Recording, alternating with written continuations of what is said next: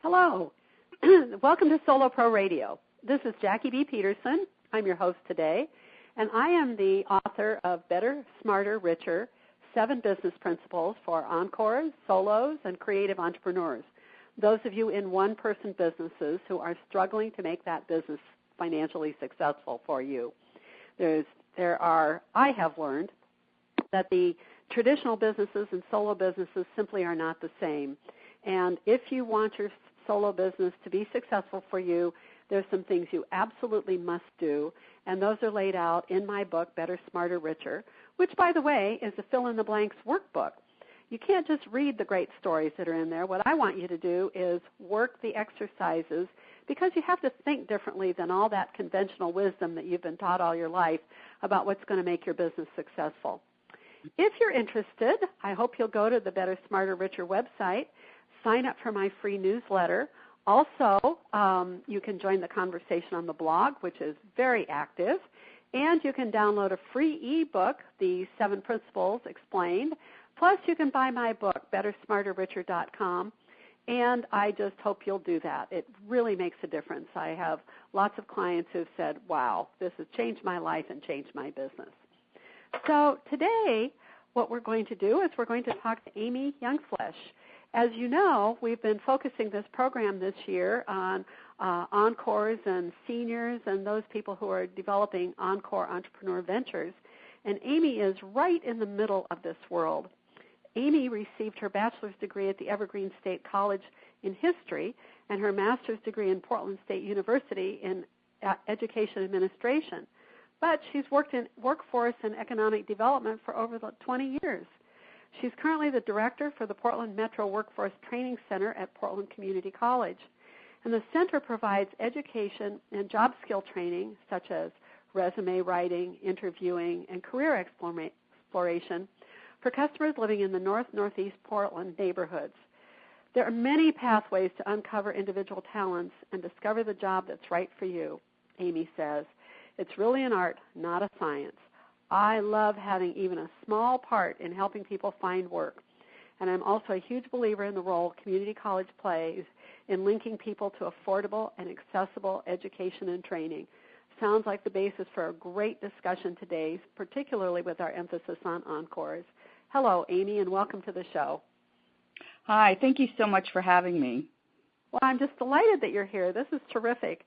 We're going to have a really interesting conversation about what you do and what you see out there in the job market.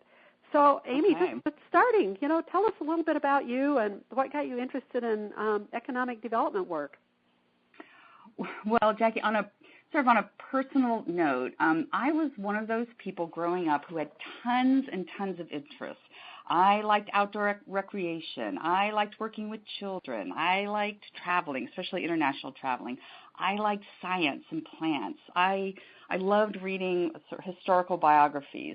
So I had tons of interests, and when I went to college right after high school, I was one of those students that was in the counseling office every term changing my major because I really couldn't land on sort of a focus and a career. So really, after 2 years of going to college, I decided to just leave school and just work and experience life as a 20-year-old. So I had lots and lots of different jobs. I was a firefighter for the Park Service. I worked for Head Start and worked with migrant children. I did overseas work and worked for charities. I also had some really bad jobs. I was a fruit picker and had to sort of pick the apples that would go into applesauce and then those that would go to the stores. So I, for about 5 years, I just worked a lot of different jobs and traveled all over the world and then decided to go back to school. And I returned to the Evergreen State College to get my bachelor's degree, and I started studying history. And I love history, and what I started to see, this trend over and over again, was how economics actually affected historical events. Really, most of the world wars, especially World War I and World War II, which is where I had my focus, was really about the economy. There was moral issues that were always brought in, but a lot of it was about country power and economics. And even within, the women's rights movement, civil rights movement, a lot of it was about access to economic systems and fairness.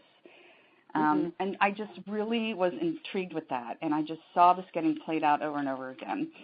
So when I graduated from college, I moved to Portland, and I was hired by Portland Community College. They had just received a grant from Department of Human Services to help women who are on welfare find employment through education, skill training, and then job search. And I was hired specifically as a job developer.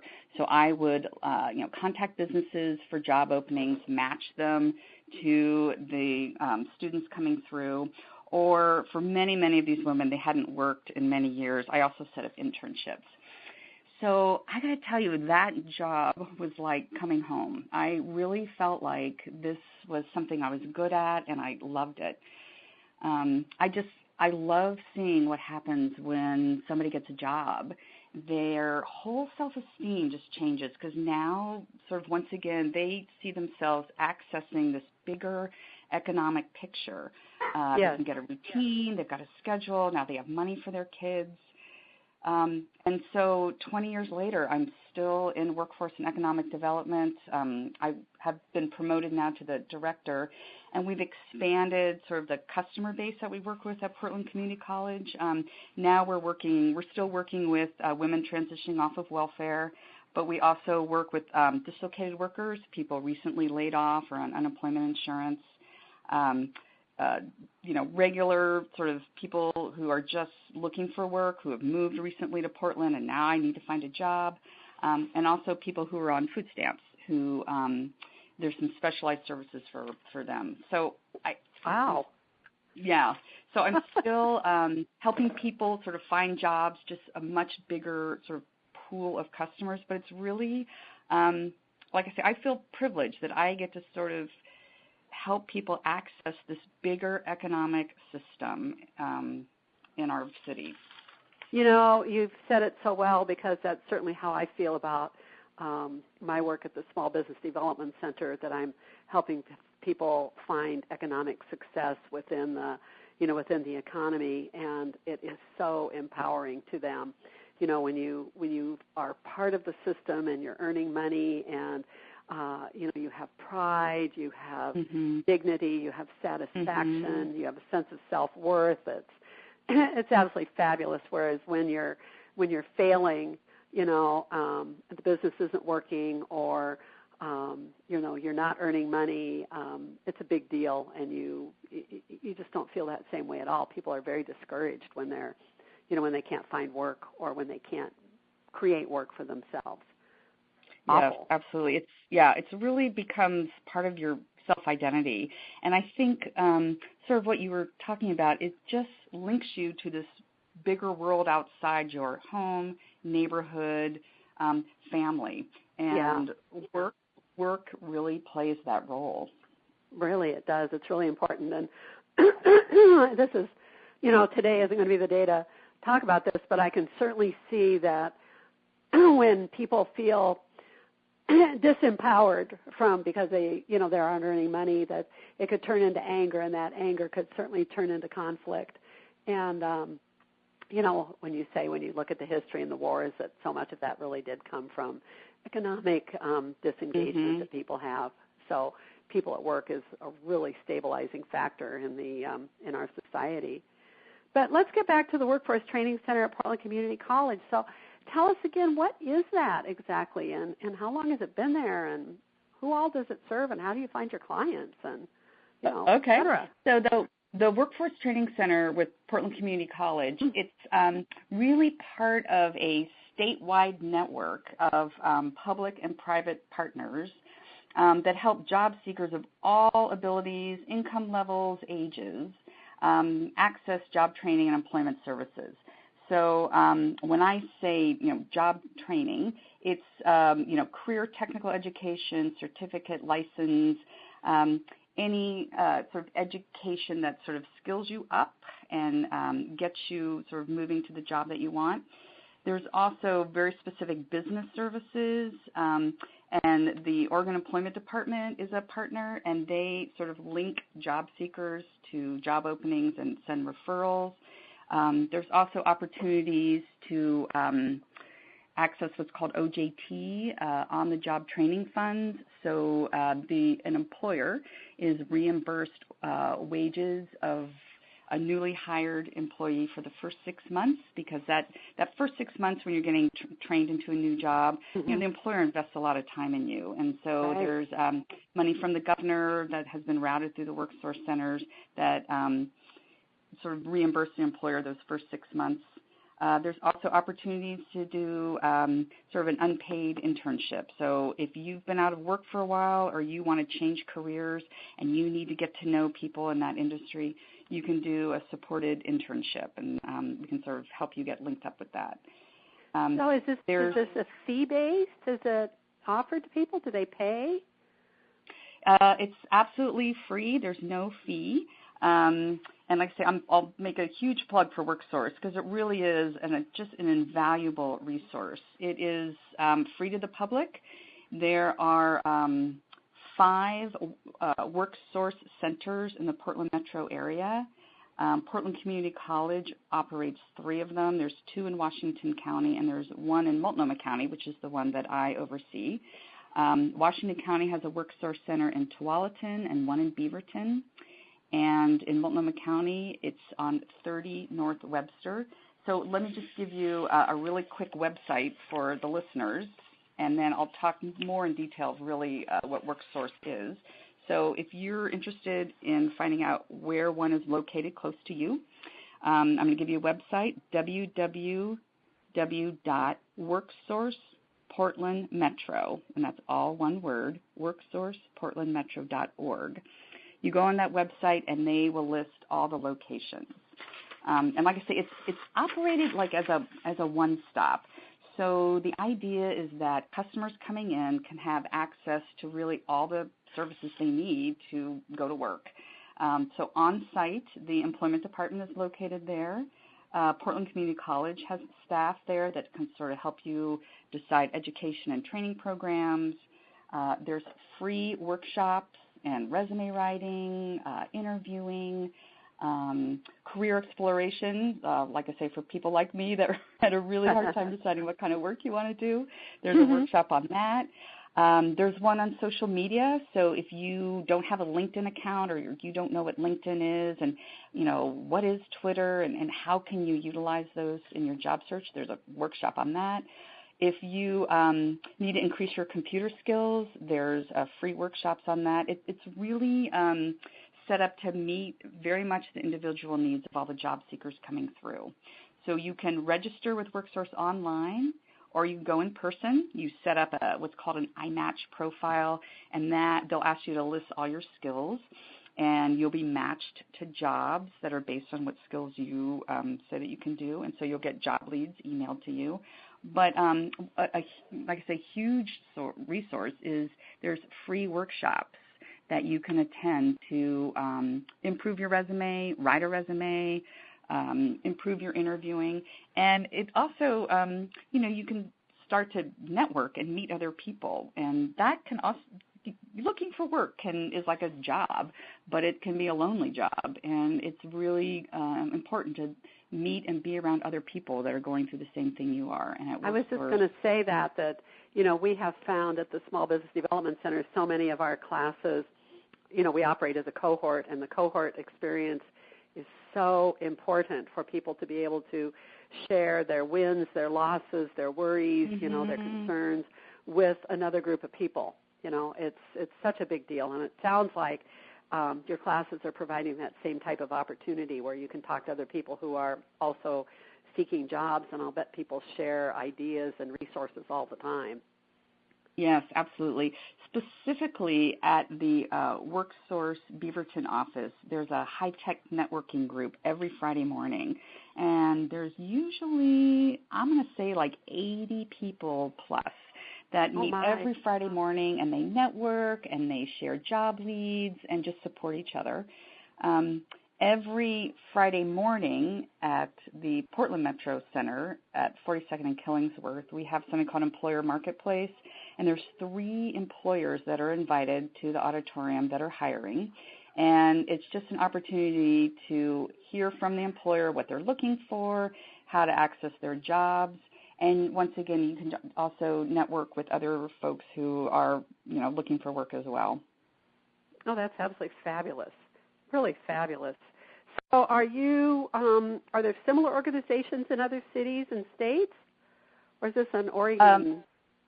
Yeah, that do this. So WorkSource is actually a statewide partnership. So all over the state of Oregon.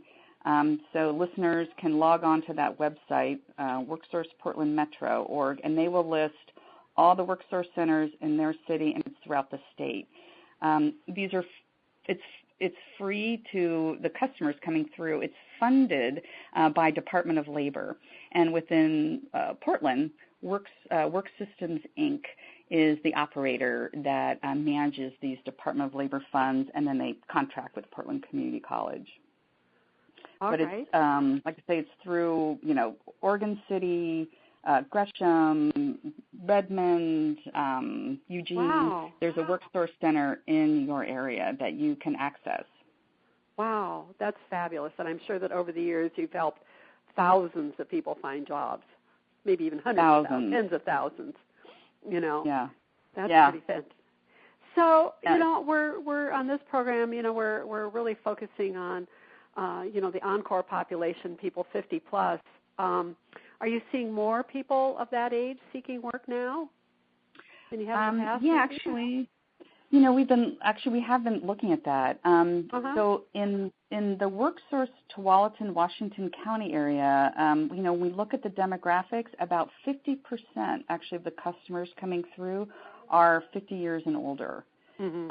Like I say, that's in Washington County. In Multnomah County, about 35% right now registered at WorkSource are over 50.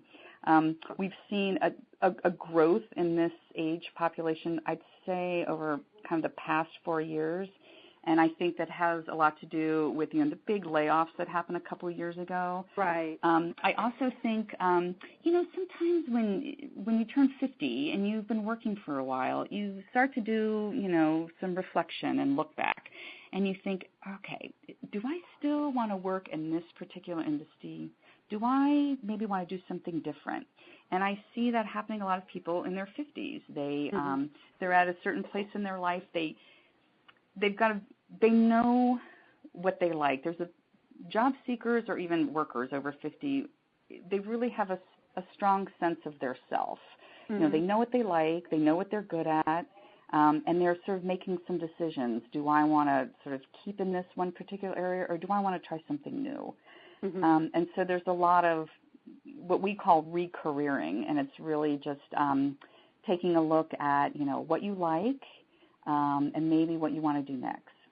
Right. That's good. That's a wonderful thing that people are doing that, because, as we've talked about, it isn't just money, it's satisfaction that is such a huge part of the work that you do. And that's great. So do you have any special ways or, special handling for this group to help them find their way back into the, into the workforce? Anything you have that are helping Encores? Yeah, we've got, so there's a couple specific things. In the WorkSource centers, the buildings themselves, there is a nonprofit group called Experience Works. They also get money from Department of Labor, and their whole mission is to help sort of older job seekers, get hooked back into going to work through training and through sort of job skill assessment. Portland Community College has kind of a special program. It's called Life by Design, and I need to make a little plug for that because it's awesome. What they do is really, they're kind of this a go-to resource for job seekers over 50. They have a job club. They've got workshops that, and once again, you can really just network with other people that are looking for work. And I'm just going to give you another website. It's www.pcc.edu and then /climb/life. and that's a specific website called Life by Design for helping people over 50.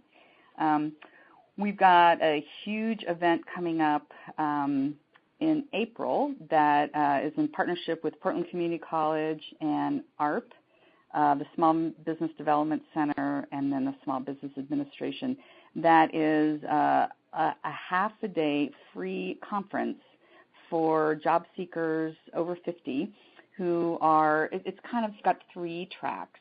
So if you want to start your own business, there's going to be a workshop, and Jackie, you're going to be there promoting that. Mm-hmm. If you want to re-career yourself, there's going to be a workshop on taking a look at what are the skills and talents and interests I have now, and how do I want to apply that maybe in a different job, and here's how you go about doing that. And there's a workshop on that. And then there'll be a workshop on, I'm unemployed right now. I just really need to get to work. I need a job right now, and then I can sort of focus on these other things. And so there'll be a workshop on that. So it's coming up in April, and there's one in Washington County, Beaverton on April 22nd, and there was one at the Portland Metro Workforce Training Center on April 24th. Well, that's fabulous. As you say, Amy, I'm involved in those, and I'm really looking forward to it. On each date, I'm doing 2 sessions of Is Entrepreneurship for You? Because, my theme is always, if you can't find the work that you really want, is it possible for you to create the job that you want to have? And particularly entrepreneurship in the sense of solopreneurship, a one-person business where you are able to figure out a way to monetize what you know and sell your expertise to others through teaching, training, coaching, consulting, writing, because as we know, there's 80 million people approximately in the baby boomer generation, which is leaving the workforce. And the follow-up generation, Gen X, the next 20 years, who were born from 1964 to 1984, there's only 33 million in that generation. So we are in what is being called a demographic hole. So 80 million people are going to leave, and 33 million people are there to replace them, which actually creates a huge amount of opportunity for, seniors leaving the workforce to turn around, because they're taking a lot of education, information, talent, skill, knowledge with them, and for them to turn around and offer that back, maybe even to the companies they were working for, and come in and train their replacements or, develop standard operating procedures or develop online training or be coaches to new people in the business because they're taking that information with them and it's very precious and very valuable. So huge opportunity out of this. Huge, yeah. I would say, a lot of the baby boomers retired. They're one of the most highly educated workforce that we've had in many generations, and employers know that, and some of them are concerned because they are seeing that. I had, it's funny you say that because I had a woman in my office do an informational interview with me a couple months ago, and she was an accountant, and she really wanted to work in the public sector. She had worked in for private businesses for a while, and her heart was really doing sort of books and accounting and bookkeeping for nonprofits or the school district. She really wanted to work for a public agency, and government has really struggled with their funding, and they've had hiring freezes kind of on and off over the last couple of years, and it never worked out for her. She was never able to get a job with the school district, the community college, or the state. But she's a great bookkeeper, and she has a lot of contacts.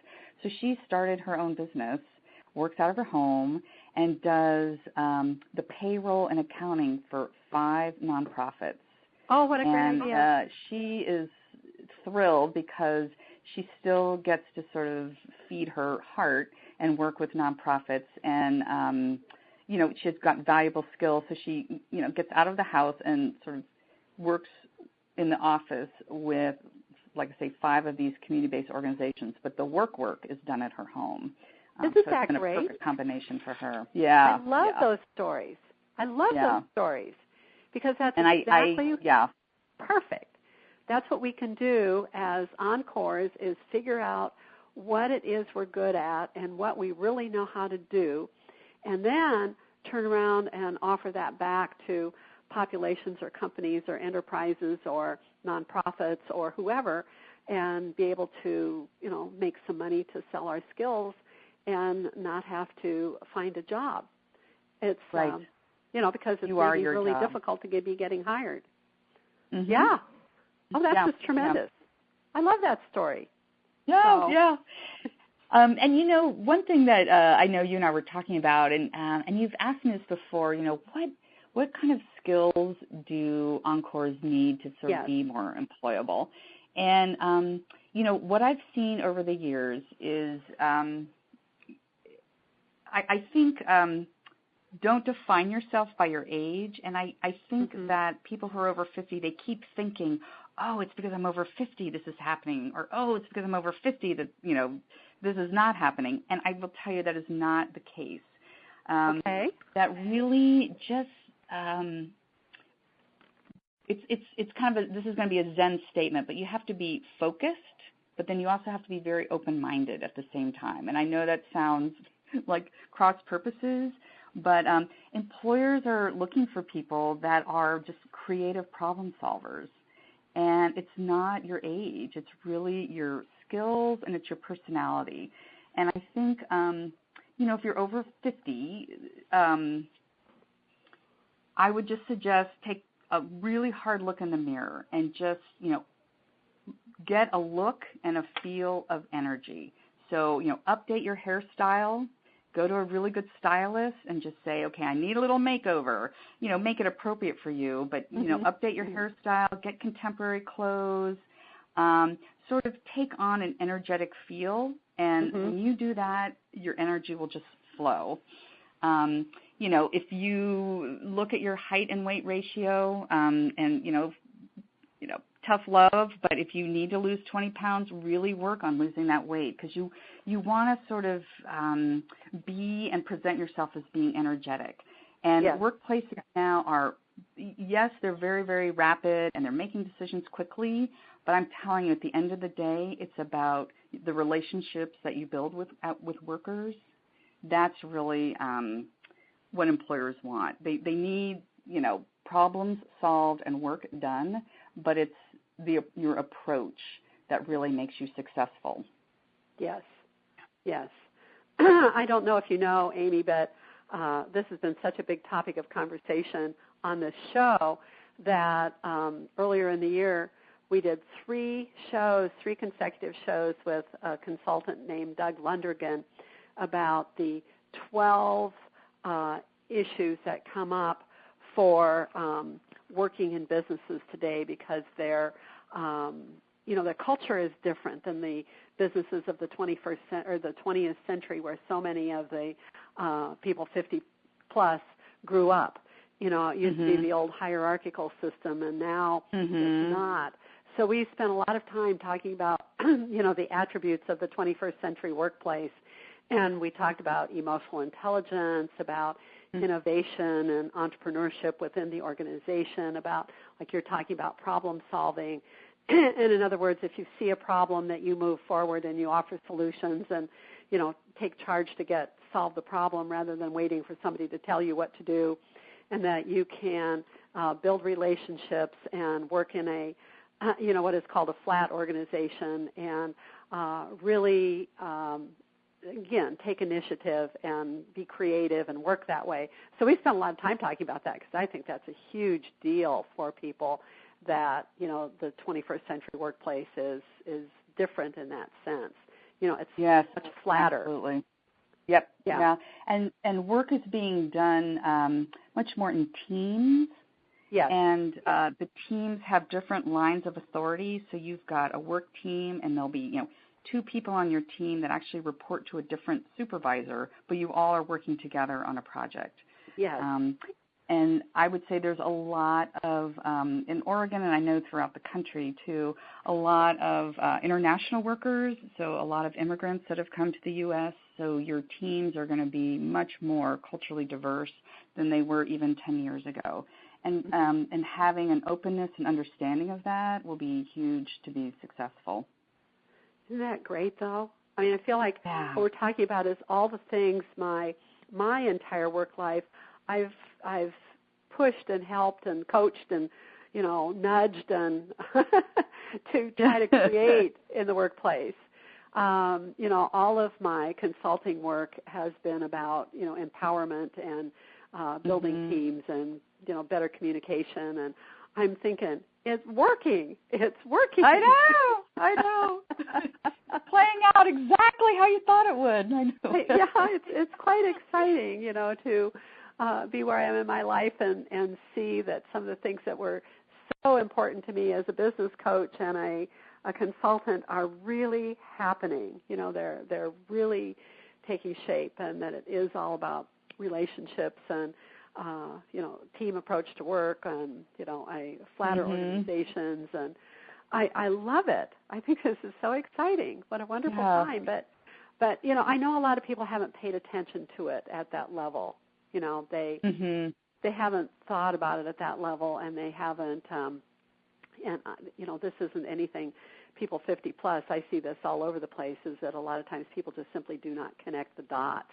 They don't see the relationship between things or the cause and effect between things, and this is what we're trying to point out, that life is changing. When we drop these hierarchies, it has an impact in work.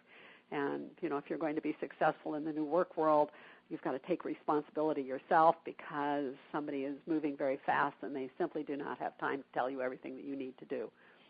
Yeah. Oh. And I would say for somebody who's over 50, that's a huge bonus, because, like I say, my experience is, these workers, and I'm one of them, you know yourself. You are, you're not in this phase where you're trying to figure out, God, what am I good at, and what am I really going to do with my life? You know that, and there's a certain confidence that comes with that people recognize right away, and will trust you and start to listen to your ideas, because you do know what you're talking about. Right. I think what I have also seen, like I say, just from doing informational interviews and working with classes of folks who are looking for work, there is this hesitancy, and so I just want to sort of bring it out of the role that technology is playing at work, and I see, and I just have to smile to myself, because very often job seekers will say, well, I just don't know all these computer things, and it's I'm really intimidated by technology, and what I would say is you don't have to know how to use all the gadgets and apps on your smartphone and on your computer. You don't know how to have to use them, but just understand what it does and know some of the technology terms that you're going to be hearing about. That is, the gateway, and you will get better once you practice and you actually start working on the programs. But I think people get so frozen and feel like they don't know anything. I would say you know more than you think you do, and just have an understanding of what it does. Yes. And it's kind of a matter of, as you said, having the confidence to use it and ask questions. And I know sometimes I say, the technology just really is amazing to me, and then I talk about, but I'm doing my podcast radio show once a week, and I'm having a meeting on Google Hangout, and I'm working on my LinkedIn account, and right. And they give me a hard time, and they say, "What do you mean?" Perfect. Like, I mean, people are using it, and they're using technology, but they don't even know it, and Yeah. Don't even think about it. I just got a new phone, and I told the guy down at the store, he said, so our advice is always to go play with it. And I said to him, playing with your technology to me is an oxymoron. Right. But, that's what I'm doing. Right. I'm setting up, I've got all these wonderful little tiles, on the face of the phone, and I'm pushing my finger on it and saying, oh, look at that, look what that does, and this does this, and that does that. I'm playing with it, and it's great. So they would be laughing and there's a huge, Well, there's a huge role of intuition and curiosity that comes with technology. And like I say, somebody who's over 50, they have that, and they just are putting it in a different, or experiencing it in a different venue, which is, like I say, smartphone or computer or certain computer applications. It's more intuitive, I think, than people realize. It's just sort of getting in and starting. So maybe the fear is part of the general discouragement that happens if somebody is over 50 and they've been downsized and they lost their job, and they were probably moving along thinking they had all their life all figured out, which is, by the way, I know that's always a mistake. Get that? Yeah. Don't let that thought cross your mind. Yeah, no. So, they were probably moving along like that and thinking, okay, I'm on the glide path here to, retirement, and then wham, they lose their job, they're downsized, they're, which is a horrible thing to be told you're redundant, and not needed anymore, and you march out to find a new job. I talked to a woman yesterday. I did do his employment, or his entrepreneurship for you for Life by Design yesterday. And I talked to a woman that she said, I keep sending my resume out and I can't get an interview. And how discouraging. So, at that point, maybe you feel pretty discouraged about the technology and, the whole thing. So yeah, it's maybe that just all ties in together there, where people are actually using technology but not thinking they are is, right, it's that whole miasma. And, I think people who are laid off, one of the first sort of places their mind goes is, oh my gosh, I'm out of date on technology. Yeah. And I would say that's a tiny piece. What I have seen work for people who are over 50 or anybody who's really looking for work is it's still networking. And when I say networking, it's just meeting people that are doing jobs you are even remotely interested in. And I think setting yourself up on like a schedule. So commit yourself to do, 2 informational interviews a month. Or commit yourself to, I'm going to meet 50 new people in the next 6 months. So just give yourself sort of a structure. And you can use technology to, find who these people are. You can do Google searches. This is where you can use LinkedIn. But at the end of the day, you're going to have to meet with this person over the phone or in person. And this is where, your fabulous personality and your skills and just, that essence of who you are, that's where you're going to connect. And that's what's going to sort of really lead you to your next job. Even though you're not saying it the way that I say it in Better, Smarter, Richer when I'm talking to Encore entrepreneurs, it's exactly what I say because, when you're an Encore entrepreneur, one of the biggest things is exactly the same issue. You've got to find clients. You've got to find work. So whether you're unemployed looking for a job or whether you're an Encore entrepreneur trying to find clients for your business, you have to do exactly the same thing. And, you have to it's all about networking in many, many cases, although you can set up a website and do search engine optimization and all those good things. But, you have to go out on interviews. You have to talk to people. You have to join groups. You have to get known. You have to let your personality come through. And I know I've coached people to stand outside the room, when I just remember one in particular, a lovely artist who said I was sending her networking to be able to sell some of her work. And anyway, I named, we identified some networking events it'd be good for her to go to. And she said, I went, and there had to have been 300 people in the room, and I was just overwhelmed, and I never went in. I turned around and went home. And I said, okay, here's what you do.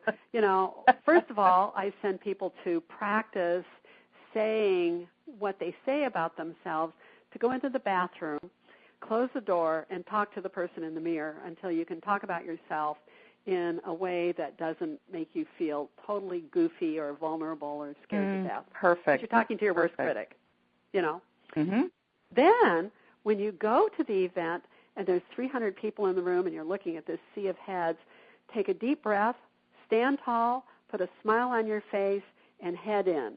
And just begin talking to people, smile at people, and go over to groups and introduce yourself. and say a few words about yourself and just go do it. And anyway, she took my advice, and she did it, and she said, I had so much fun. Yay! And, it's the same thing. You're telling people the same thing. Just get in there. It's true. Just, starting out the journey, it helps to give yourself some structure and routine. So, get up, if you're not working, get up every day, take a shower, and get dressed in work clothes.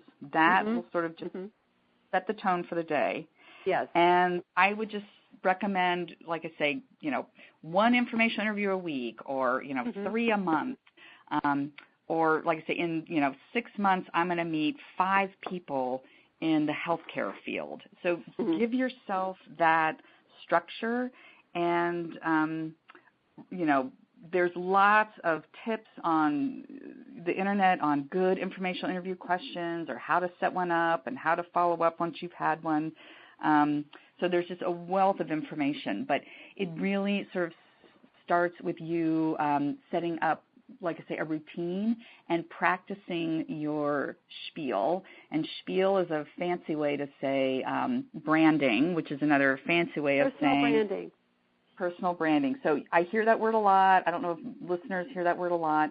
Really what personal branding is, what do you want to be known for? What are your skills? What are your interests that you can make a statement about in probably 45 seconds to a minute? Yep. It's really important for, like you said, entrepreneurs, people that are looking for work, or people that are kind of re-careering themselves, to be able to talk about themselves for 45 seconds to a minute and have adjectives that describe themselves and skills that they can do. Because it lets the employer or the customer or, the other small business know, okay, who am I dealing with here? Or who is this person? So it's important for everybody just to be able to do that. And I love your idea of just going in the bathroom and looking at the mirror and practicing. It's perfect. Well, it sounds like people laugh, kind of like, oh, how could that make a difference? Like they shut it off, and I say, if you haven't tried it, try it. It's one of the hardest things you'll do. And you feel so vulnerable, looking at that person in the mirror like they are, well, it's your worst critic. You're talking to your worst critic. Right. And you go through, at least I do, that you go through all these machinations, I tell people I drop my neck down between my shoulders and, like I'm protecting myself, and, and then I laugh and, maybe even blush and, it's just a reflection that you're talking to, but that reason part of your brain is not what is controlling the emotional response.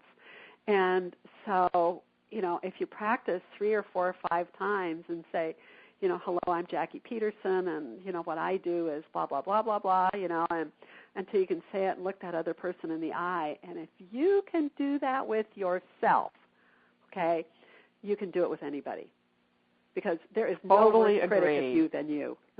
Absolutely. And I've had people try that, and they say, oh, my goodness, is that ever something?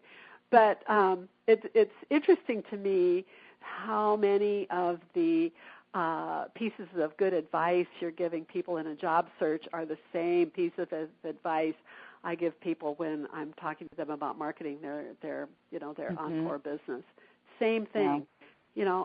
It's actually the form of pay that you're going to get. Are you going to get, a salary or a wage, or are you going to get a contract and payment? The process is pretty much the same.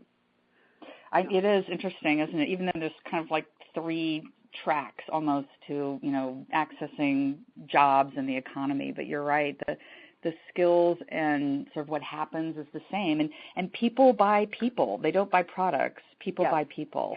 Always. And I think someone who is over 50, like I say, has that huge benefit is they know who they are, and they've got a history, and they've got skills. Right. And I think it's just, people don't practice talking about themselves, which is why everybody gets nervous for interviews, or everybody gets nervous to talk to a new customer, or to, approach a networking group, because you're not used to talking about yourself. You're just used to being. And so that's really, that a hard skill to develop. I would develop that over any computer software program, hands down. Yes. I would spend time on that more than I would taking a computer class. And so anyone who's listening to this podcast, take the time to do that, because it will open up huge doors for you. I had a guest on the show earlier this year. His name is Bill Zink, and he runs an organization out of Boulder, Colorado called the Center for Productive Longevity. And he is just totally attached to the concept of encore entrepreneurship and people staying busy working. And he said these workers have double ESP. And I said, and what is that? He said, experience, expertise, professionalism, and skills. Oh, I love that. I love that. Yeah. And he said, why wouldn't somebody want to work with this age group? Mm-hmm. So do you find that there's certain career paths that people 50 plus are pursuing, that there's, like, where are jobs available now? Is there any particular industry or type of thing that stands out? Yeah, there is. I mean, there's, hardcore data that's done by research with the Oregon Employment Department. Mm-hmm. And for the state of Oregon, healthcare is the number one sort of industry sector that is growing. Second is manufacturing. And within manufacturing, there's kind of a split. There's kind of the more traditional, like machinist, blue-collar manufacturing, and then there's the high-tech sort of software manufacturing, and then IT, which is, all computer software development and program. So healthcare is fascinating because it is a huge industry sector, and what I see with sort of customers that are over 50 looking at healthcare, it's not really the patient care kind of jobs. There's really huge niches, and once again, this is because of the aging population that we've been talking about anyway, is services and products that are getting developed and marketed to, aging boomers, so recreational opportunities, or another big job that's coming up is it's like a liaison between families who are sort of maybe looking for nursing homes or supported living, but it's really intimidating for people to try to navigate that. Right. So having, like I say, being this liaison between the family and insurance companies and supported living, that's a real sort of niche that I'm seeing, and I'm seeing companies now starting. And actually, you're right, it starts very often with a solo entrepreneur because they had an experience with a family member. They realized they were good at it, and they could figure it out, and they start sort of businesses like that. And I'm seeing some small startups in that. Yes. And I think manufacturing products that help people stay in their home and age gracefully, that's going to be a big. And once again, that's the manufacturing side. So healthcare is like huge, and there's a lot of aspects. But I would say, like I say, that's kind of a really big industry. That's also one that will not be outsourced, and it stays local, and that's a big draw for people as well. And it's mostly in person, so that's why it's going to stay local. You can't outsource that to Pakistan, Right. Tune in on your computer to get the care support that you need. So, Amy, we are about out of time. My goodness. Asking you questions, but I love talking with you, and I love hearing your passion and your really good advice.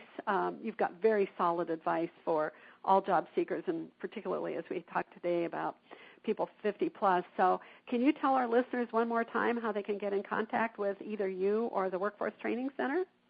Absolutely. So if anybody wants to call me directly, my phone number is 971-722-2236. That's my work number. The website that I quoted a couple times, I'm going to give it again. It's www.worksourceportlandmetro.org, and WorkSource Portland Metro is one word. And that will take them to the website, and they'll see many, many resources for businesses. So if anybody's listening to this that has job openings that wants to list them, there's a resource for that. And if you're a job seeker that wants, like I say, a job now, or you're looking to re-career yourself, there's all these resources. Portland Community College, the Small Business Association, has some special funding and services for Encores entrepreneurs. So PCC website is also an excellent resource as well. That's fabulous. Well, thank you so much for being my guest today. And listeners, I want to remind you that this is Jackie B. Peterson. I'm the author of Better, Smarter, Richer, 7 Business Principles for Creative, Solos, and Encore Entrepreneurs, people in one-person businesses who are looking to be successful at monetizing their expertise, at developing a source and a flow of income for them that keeps them out of the traditional business sort of operations with many employees and, you know, lots of overhead and lots of huge capital investment, but you can be very successful as a solo business. So go to the website, bettersmarterricher.com. Also pay attention to the calendar. In addition to being a speaker on April 22nd and April 24th, the 2 events that Amy just talked about, Finding Work at 50 Plus, I'm going to be doing a free symposium about the 7 principles of Better, Smarter, Richer tonight, actually, at the PCC Climb Center, 6 to 9 p.m. And if you haven't registered, that's okay. We still have room, and we'd love to have you come. And the next one I'm going to do will be on June 18th. So check the calendar at Better, Smarter, Richer, and you can follow me and find out where you can tune in. And speaking of tuning in, we hope that you will also tune in next week to our program where we're going to be talking with Roger Anionson of Mind Ramp about brain development and wonderful news for people that are encores and are becoming into the senior generation 50 plus. There's huge, huge research and science that is quite exciting for all of us. So thank you for tuning in, and we'll hopefully you'll hear from us next week. Take care. Goodbye.